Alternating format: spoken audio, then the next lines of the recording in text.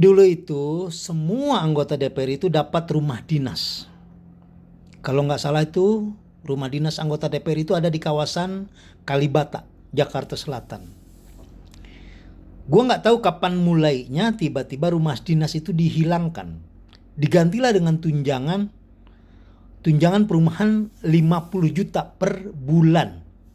Dasar anggota dewan memang pada doyan duit. Ironisnya adalah mereka berpikir bahwa 50 juta itu nggak cukup buat ngontrak rumah. Nih kalau gue tanya nih ke seluruh rakyat yang paling bodoh pun di Indonesia, itu mereka akan berkata bahwa uang 50 juta itu cukup pak buat apapun. Ya. Orang bodoh mana yang menganggap uang 50 juta itu nggak cukup buat ngontrak rumah 1 bulan? Iyap. Orang bodohnya itu anggota DPR doang. Mereka berpikir bahwa mereka tuh mendapatkan uang 50 juta untuk tunjangan perumahan itu nggak cukup sehingga mereka harus nombok. Goblok. Yang bener aja.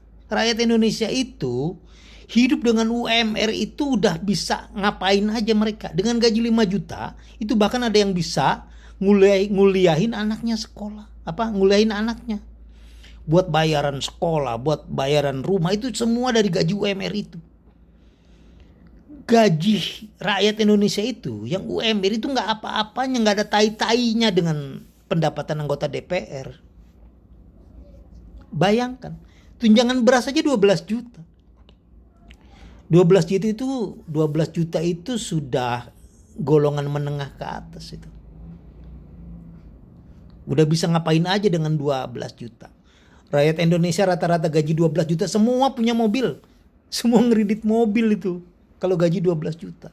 Ini anggota DPR gaji 12 juta itu cuman tunjangan beras doang. Ya. Yang gue bingung, anggota DPR itu kan digaji untuk berkomunikasi.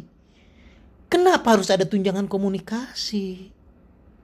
Tunjangan komunikasi juga besar loh. 12 juta juga sebulan. Ngapain? Jadi kegedean tuh, mereka jadi apa ya? Jadi salah langkah karena penghasilannya kegedean. Ya. Ngapain juga sebaiknya dihilangkan itu. Tunjangan beras nggak perlu. Ya. Tunjangan perumahan nggak perlu. Tunjangan komunikasi nggak perlu. Ya. Nggak perlu. Udah kegedean pendapatannya itu. Gila aja. 50 juta nggak cukup buat 1 bulan. Sedangkan rakyat nih 5 juta itu sudah harus cukup biaya 1 bulan. UMR rata-rata 5 juta di Indonesia. Dan mereka bisa hidup. Ini anggota DPR 50 juta buat ngontrak gak cukup. Goblok bener otaknya. Ya. Gua sih ya tadinya mah berpikir bahwa kayaknya gak perlu DPR, kita udah bisa deh hidup. Ya meskipun nantinya memang rumit lagi kalau nggak ada DPR, nggak ada kontrol ke pemerintah.